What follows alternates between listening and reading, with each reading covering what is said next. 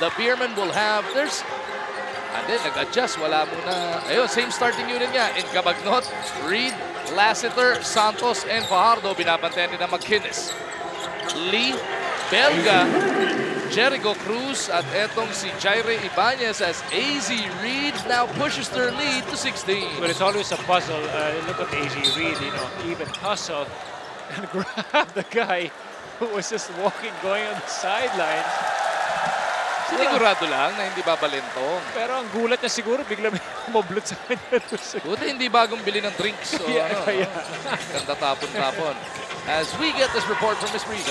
Go weather forecast from Coach Leo Austria. There is a storm coming. For them to weather that, they have to keep their hands active like they did in the first 2 quarters and continue on exploring those mismatches. And good news lang, nakikita nga natin si Junmar Fajardo naglalaro na. Ang sabi ng kanilang PT, medyo napugbog lang daw pero kaya naman. Magu? And yung storm nga na yun, mukhang gustong umpisahan na neto ni Paulie by burying a 3. AZ nagmintis, pero rebound, tatampot lang ni Arwin. Foul pa si Jericho sa pagsundot. Alam mo ni Coach Leo Austria na merong bagyong parating na manggagaling sa kupunan ng Rain or Shine. Kaya nag-declare na siya na walang pasok bukas. Yan. Lahat na ba? Walang pasok ng depensa ng opensa ng Rain or Shine. Yung bunso ko nag-text na yung eskwela, wala daw eh. Ewan ko pa yung panganay. 66-53 is the score. 13 ang abante rito ng SMB. Junmar. Inaatake si Bo. Lalabas kay Reed. Diubra. Tapi ka ng bola na kanino. It is Arvin Santos. Huli nga lang kay McInnes doon. That's the kind of tenacity you really want to see from the Rain or Shine team early here in the third. Jericho on the move. Goes glass. The assist coming from Lee. So yan ang inaasahan sa kanya ni coaching. He wants him to be scrappy on defense, to pressure Alex Cabagnot hard, and be an offensive-minded player, lalong-lalo on the transition. Nagsimula din sa ball game nito si Jericho kanina, no? Has that crack and gets 2 from underneath. You know, he really cannot stop defending itong San Miguel Beermen because there's always that extra pass wherein the rotation would have to come in. Jericho tatanggap, top of the K3. Bam! Atin sa atin ang PLDT on DSL triple play plans. You know, he's making good contribution. 5 points for Jericho Cruz here at the start of the third. 10 pa rin naman ang abante ng San Miguel. Cabagnot looking to get it done against 2 defenders. Tatapikan, McInnes clears it. Pitches it over to Lee. Aabot kay Cruz. Back-to-back pa. Di makuha. Rebound play. It is McInnes out hustling everybody. You know, hindi nga siya masyadong pumupuntos, but he's doing all the dirty job that they need at this point. Arwin kicks that leather out of bounds. And you see, yung kanina mo pa hinahanap ng first half, there is now a pep in the step of Rain or Shine. Mas mabilis silang kumilos ngayon eh. They're not starting out flat the way we saw them in the first half. I mean, they played well. Maganda naman yung nilaro nila nung opening bell. Ang problema lang the defense is na lacking for San Miguel to really score so much points. Lee na naman. Not that time around. Reed loses it. Tumama sa kanyang tuhod. Nagambala siya ni McInnes. That's a good break right there for Rain or Shine. Jaire maglalabas mula sa baseline. Cruz lurking from top of the key. Pero gusto nila sa loob yung arangkada. Jericho goes to McInnes. Belga asking for it doon sa kanan. McInnes looking to back up against Reed. Now Belga gets it inside. Scoop shot. Sobra. Reed finally clears it para sa SMB. You know, malaking bagay doon yung tinatawag ni Junmar Fajardo because he's just floating in the middle, helping out itong si McInnes. Arizona. Diubra. Belga para sa board.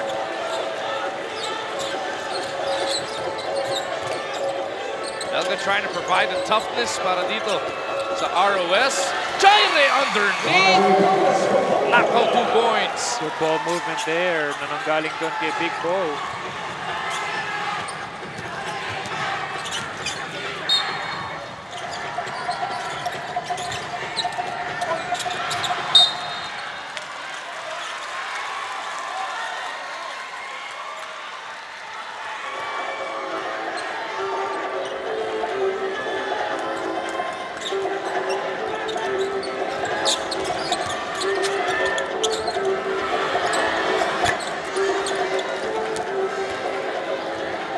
Shine starting to show some signs of life here in the third quarter of action.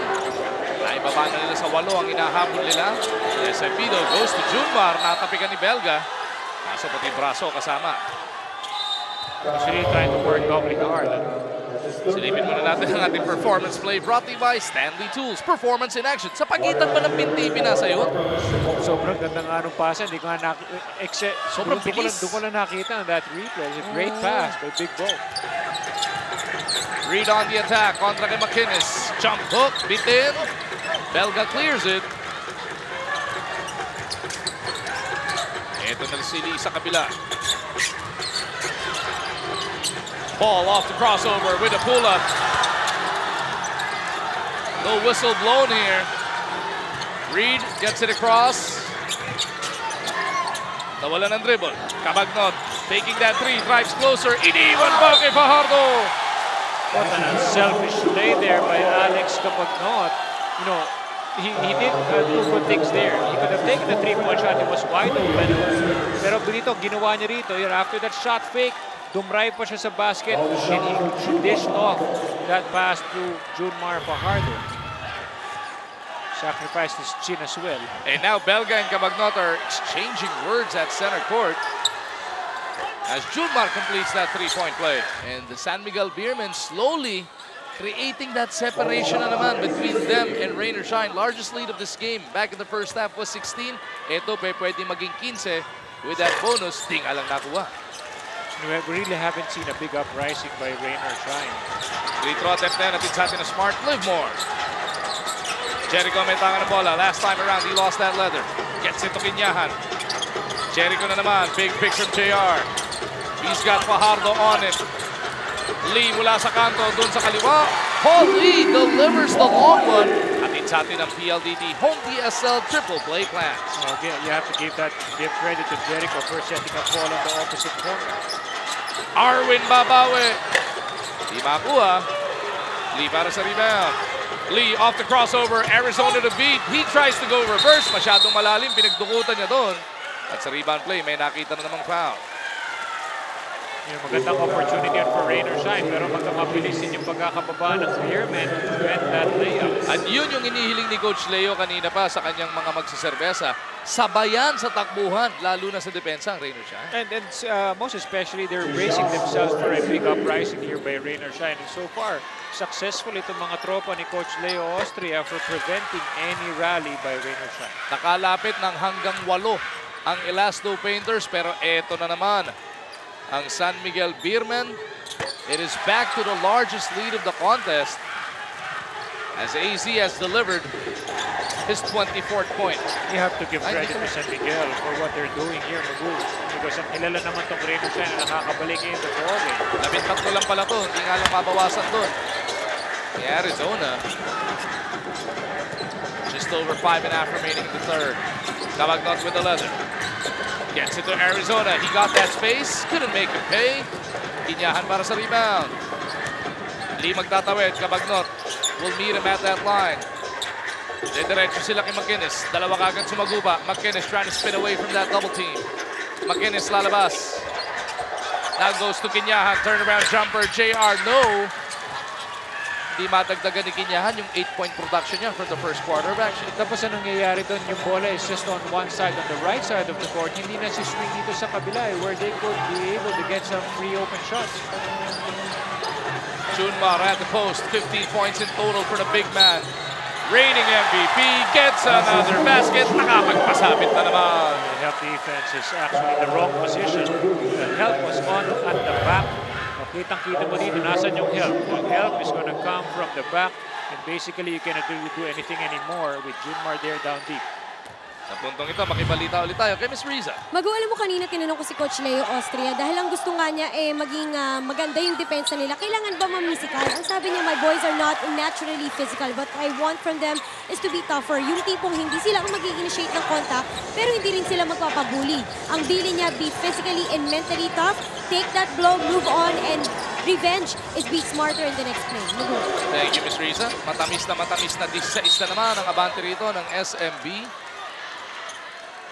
Iba yun talaga, no, na makikipagsabayan ka sa toughness pero ayaw mong anything too physical or too dirty. Because you don't really want to get away from the good things that they're doing. And San Miguel has been doing a great job for the past 3 quarters. Kasi ang ginagawa nila, although may mga hard fouls binibigay ang Ross, kita mo sila, hindi sila basta-basta nagbabako. Ikaw, tatanungin kita, kailangan honest ka. Live tayo sa TV5. Magagalit sa'yo MTRCB pag di ka honest. Nung ikaw ba naglalaro, how do you describe yourself? Dirty or physical? Physical. Physical. Oo, physical. Siyempre, marami namang di na nakakaalala nun. Tatanggapin na lang natin. Turnaround jumper, Junmar could not deliver. McInnes para sa board. Will he go coast to coast? McInnes down the middle, puts it up and in. He just has to assert himself and has to go quick before any help can approach him.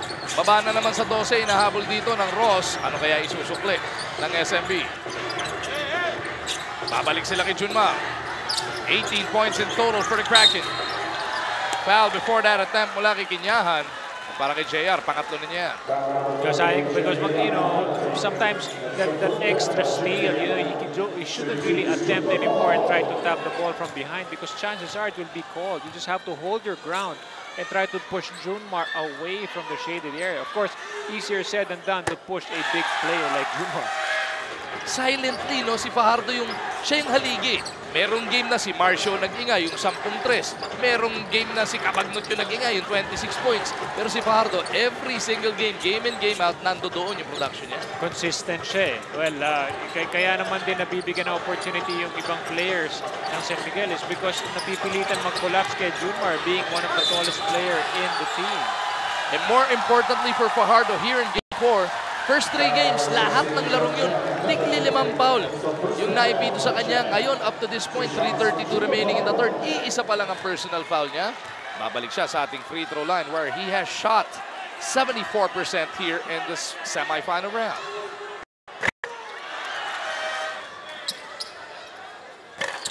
Fajardo takes care of the second. 84-69, 15 abante ng San Miguel Beer. Now Rainer Shine is moving that leather around. McInnes looking for an opening. Spinning against 2. Kala niya kasali si Belga. Na-turnover tuloy sila. It's too tight there on the defense of San Miguel. Wala mapunta si Wendell sa defense ng SMB. Norwood has a hand on this one.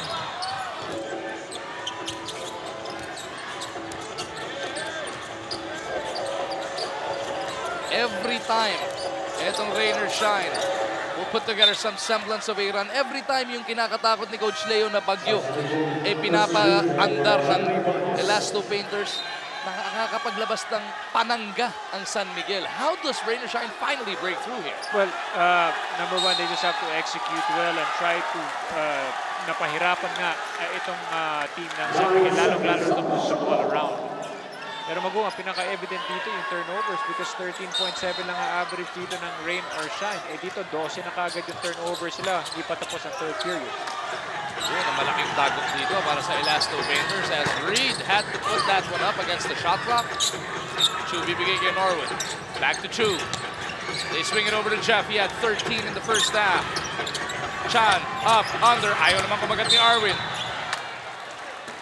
Pasa niya, pag sapon ito ni McInnes, inabot siya ng foul. San Miguel really made a big adjustment on how to defend Wendell. McInnes, hindi talaga siya makakuha ng magandang opening dito. Hirap lahat ng mga attempts na nakukuha ni McInnes in this game. Only the third team foul para sa SMP here in the third quarter. Chan misses. Norwood trying to keep it alive. Batted around. It is last touched by Tubid.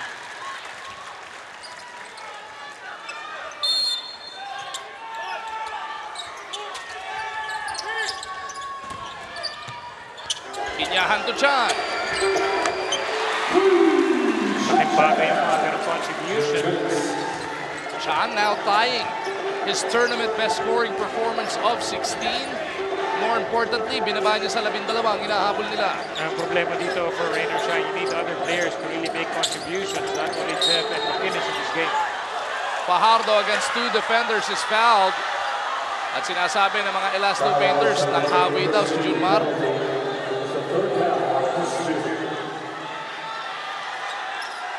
And Fajardo is back at the line for 2 shots.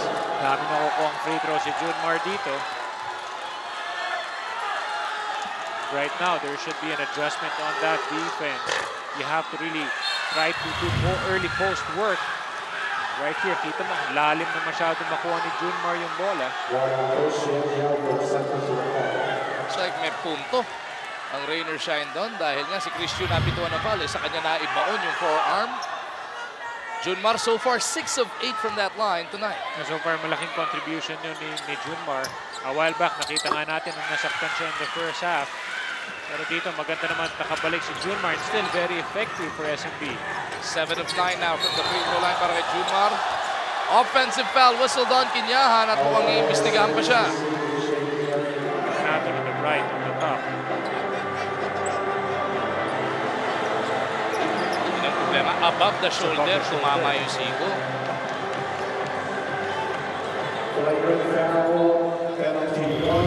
And it's a flagrant foul on JR Kinyahan. 3 minuto upo sa bench dito. JR, 2 free throws para kay Ross plus possession. Will go to the Beerman. Of course, kanina maalala natin na si JR din yung nakatama kay Junmar. Kaya nga rin siya nilabas. Ross at the line. Takes care of the first.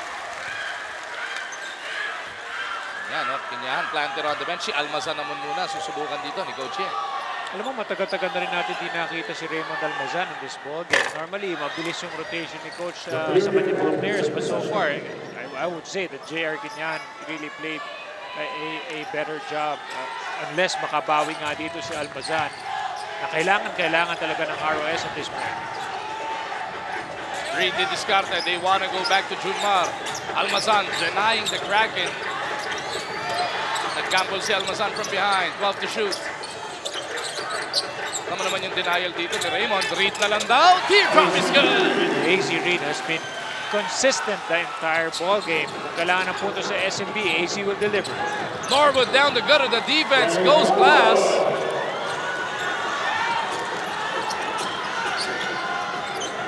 (89-74). Baba ulit sa 15 ang abante ng SMB. Tubit, aatake kontra kay Chu. Naipit, lalabas muna. Haba pa naman ang kanilang shot clock. Reed against McInnes. Ball swiped away. McInnes completes that steal. Over to Norwood. Ang bilis ng kamay ni Arvin Santos to break it up. Good defense here by Arvin, but again, another turnover. Ross to Reed. San Miguel Beer back up by 17 points. Yun ang mabigat doon. Rainer Shine had an easy transition basket. Ang problema lang, the spacing wasn't so good. Nabasa kagad ni Arvin. Nakabasket naman ang SMB on the opposite end. Tubid obliging to the call of assistant coach Peter Martin. Pinaalala sa kanilang meron pa silang fouls to give. That was 1 of 2 to give. Tingnan natin kung gagamitin pa nila isa dito.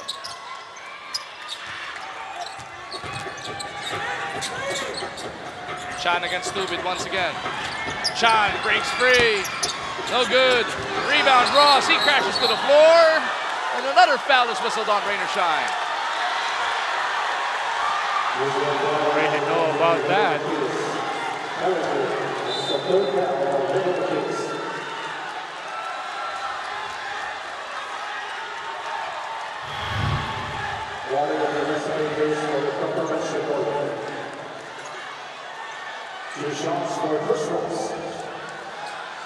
Both guys going hard for that leather. Problema, mas malaki si McInnes kaysa kay Ross. Yun ang nakita kasi. Kung titignan mo yung angulo ng replay, papunta si McInnes doon sa pwesto ni Ross kung saan mabagsak yung bola.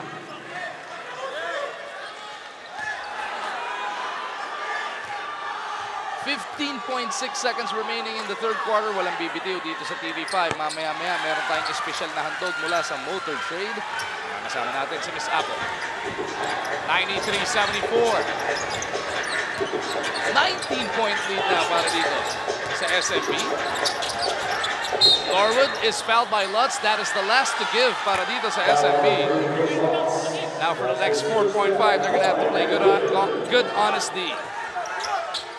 McInnes, one dribble pull up, three-pointer is a miss, and that'll do it for the first 36 minutes of this Game 4.